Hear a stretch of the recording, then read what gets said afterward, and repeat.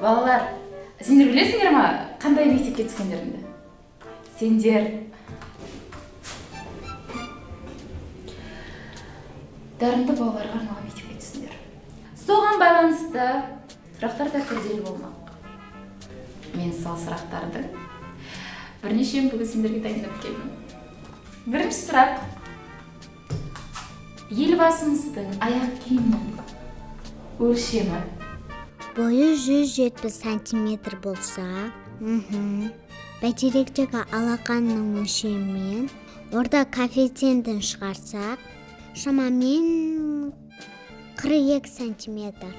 Дұрыс. Так, орнынан тұршы.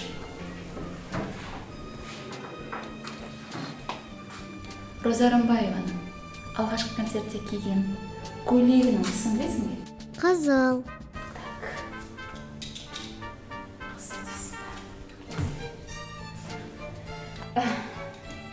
Абылай ханның астындағы атының тісі неше болды? 40. Білдің ғой бітті. Қате? 39. Бір тісін құрт жеп түсіп қапты. Келесі. Білгіш болсаң айта қойшы. 2017-нің ең қиын сұрақ деп ойлаймын.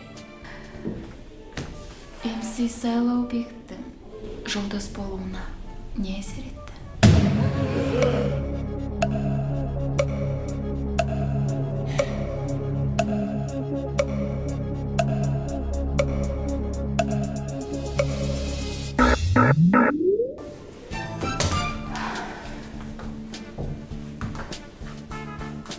Кименен әбін?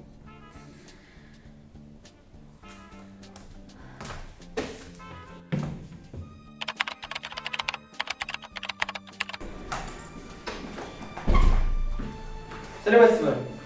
Мынау 2018 жылдың тест сұрақтары. Дайындала беріңіздер.